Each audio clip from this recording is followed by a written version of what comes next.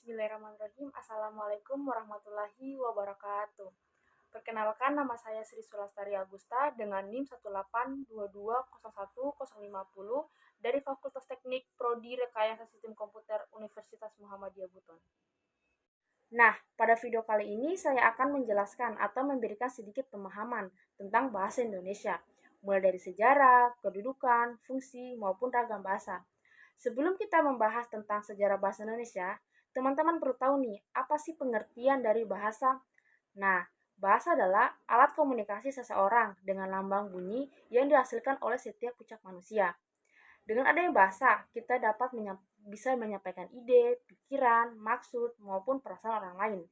Sedangkan, menurut Kamus Besar Bahasa Indonesia, bahasa adalah suatu lambang arbiter yang digunakan seseorang untuk berinteraksi, bekerja sama, dan mengidentifikasi diri, baik perkataan maupun perbuatan loh. Nah, teman-teman perlu tahu atau perlu ingat, apa sih yang terjadi ketika kita hidup tanpa bahasa? Nah, jawabannya tentu saja kita bisa kesulitan untuk menyampaikan atau bisa berinteraksi kepada orang lain. Nah, ngomong-ngomong soal sejarah nih, pada tahun 1954, Kongres Kedua Bahasa Indonesia mengakui bahwa bahasa Indonesia berasal dari bahasa Melayu loh. Nah, ditemukannya dengan batu-batu tertulis seperti Talang Tuo, Kota Kapur, Kedukan Bukit, dan masih banyak lagi. Hal ini menunjukkan bahwa sejak abad ke-7, bahasa Melayu sudah ditemukan dalam tulisan aksara Palawa. Ada 5 faktor nih yang menyebabkan bahasa Melayu tersebar di Nusantara. Yang pertama, bahasa Melayu merupakan bahasa yang digunakan oleh Kerajaan Sriwijaya yang terletak di Sumatera Selatan. Yang kedua, pusat Kerajaan Sriwijaya menjadi pusat perdagangan internasional, sehingga terjadilah pertemuan antara perdagangan Nusantara dan perdagangan luar Nusantara. Yang ketiga, pusat Kerajaan Sriwijaya menjadi pusat pendidikan, keagamaan, dan kebudayaan. Faktor keempat, letak geografis Kerajaan Sriwijaya di Selat Malaka menjadi pusat pertemuannya atau pintu masuknya Kerajaan Nusantara, sehingga terjadinya intensitas pertemuan atau komunikasi yang sangat tinggi. Faktor kelima merupakan bahasa dan sastra Melayu. Nah, dari kelima faktor tersebut membuat bahasa Melayu tersebar dan digunakan untuk berkomunikasi antar suku maupun antar bangsa. Seperti yang kita ketahui bahwa pada sidang Babu PKI pada tahun 1945 menetapkan Undang-Undang Dasar serta mengangkat Insinyur Soekarno dan Dr. Randus Muhammad Hatta. Serta pada Undang-Undang Dasar 1945 Pasal 36 Bab 15 ditetapkannya sebagai bahasa Indonesia merupakan bahasa negara loh. Nah, pada Kongres Pemuda Indonesia 1945 pada tanggal 28 Oktober ditetapkannya sebagai bahasa Melayu merupakan bahasa negara Indonesia dan sebagai bahasa nasional bangsa Indonesia. Setelah Indonesia merdeka, bahwa bahasa Indonesia ditetapkan sebagai bahasa resmi negara. Ada 3 faktor nih yang menyebabkan bahasa Melayu dijadikan sebagai bahasa nasional bangsa Indonesia. Faktor pertama, bahasa Melayu merupakan bahasa lingua franca di Nusantara. Faktor kedua, bahasa Melayu sederhana sehingga mudah dipelajari dan mudah dimengerti. Dan faktor ketiga merupakan faktor di mana suku Jawa, suku Sunda rela menerima bahasa Melayu sebagai bahasa nasional. Pada video sebelumnya kan kita udah bahas nih tentang pengertian bahasa, tentang sejarah bahasa Indonesia, tentang bahasa Indonesia berasal dari bahasa apa. Selanjutnya kita akan bahas tentang kedudukan bahasa Indonesia.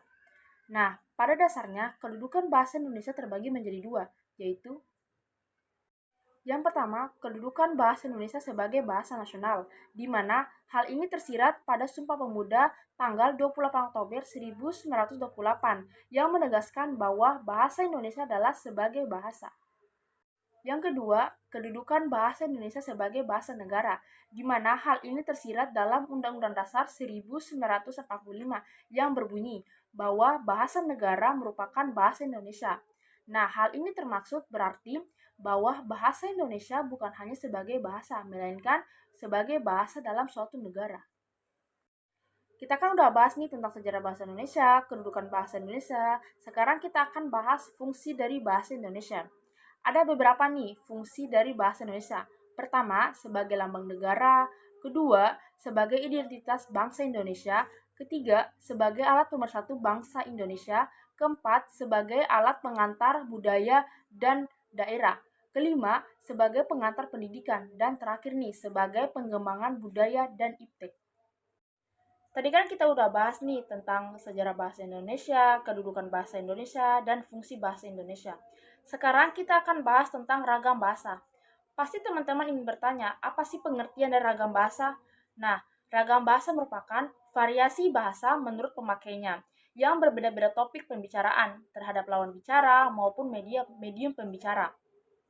Nah, ragam bahasa dianggap baik oleh pelunturnya, yaitu memiliki spesifik yang tinggi, yang digunakan biasanya pada kalangan terdidik, karya buku ilmiah, surat-surat resmi, maupun acara resmi.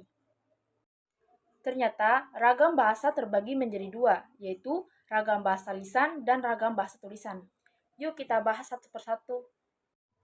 Yang pertama, ragam bahasa lisan, yaitu di mana bahasa yang dihasilkan melalui alat ucap atau organ of speech dengan fonem sebagai unsur dasar itu yang dinamakan dengan ragam lisan. Sedangkan bahasa yang dihasilkan oleh huruf itu yang dinamakan dengan ragam tulisan. Jika ragam lisan menggunakan lafal, maka ragam tulisan menggunakan huruf atau ejaan. Kedua, ragam bahasa tulisan. Ragam bahasa tulisan yang unsur dasarnya adalah huruf melambangkan ragam bahasa lisan. Banyak yang bilang bahwa ragam bahasa lisan dan ragam bahasa tulisan memiliki unsur yang sama. Tetapi, kedua ragam tersebut memiliki kaidah atau seperangkat yang tidak benar. Nah, bahkan mereka memiliki seperangkat kaidah yang satu dari yang lain. Pasti teman-teman bertanya-tanya nih, kenapa sih adanya ragam bahasa atau mengapa sih terjadinya ragam bahasa? Nah, terjadinya ragam bahasa karena dalam suatu kota atau dalam suatu negara terjadinya komunikasi yang berbagai variasi-variasi berbahasa. Namun dengan adanya variasi bahasa tidak mengurangi atau tidak menghalangi dalam berkomunikasi yang benar atau efisien. Kita kan udah bahas nih tentang pengertian ragam bahasa. Selanjutnya kita akan bahas tentang pengertian ragam bahasa ilmiah. Pasti teman-teman bertanya-tanya, apa sih pengertian dari ragam bahasa ilmiah? Nah, ragam bahasa ilmiah merupakan ragam bahasa Indonesia yang digunakan untuk menulis suatu karya ilmiah. Biasanya terdapat dari penelitian, peninjauan, pengamatan dalam suatu sumber tertentu. Jika dalam bahasa Indonesia harus memiliki struktur yang penting dalam berbicara, yaitu seperti baku, logis, sistematis. Sedangkan pada karya ilmiah atau bahasa ilmiah, ide atau gagasan pokok harus sebagai bentuk dan tidak dapat dipisahkan. Ada beberapa karakteristik dari ragam bahasa ilmiah. Pertama, bahasa Indonesia harus bersifat cendekia, artinya bahasa Indonesia harus dapat digunakan untuk mengungkapkan hasil pikir logis, sehingga mengungkapkan atau membuat pernyataan secara jelas dan saksama. Kedua, bahasa Indonesia harus bersifat lugas, artinya bahasa Indonesia harus menghindari atau kesalahan penggunaan atau menafsirkan suatu kalimat. Ketiga, bahasa Indonesia harus bersifat jelas, artinya gagasan mudah dipahami.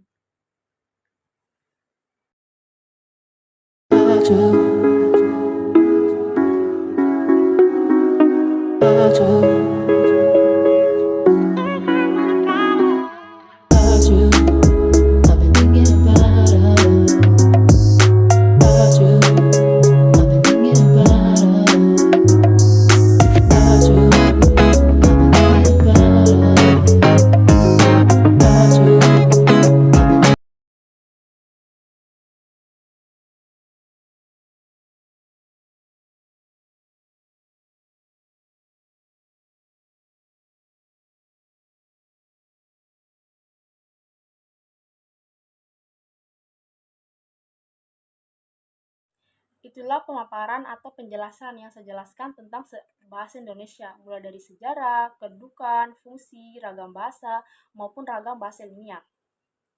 Mudah-mudahan teman-teman bisa menarik makna atau kesimpulan yang saya jelaskan pada materi dalam video ini. Saya Sri Sulastari Augusta, mohon maaf apabila ada kesalahan kata. Wabillahi taufiq hidayah. Wassalamualaikum warahmatullahi wabarakatuh.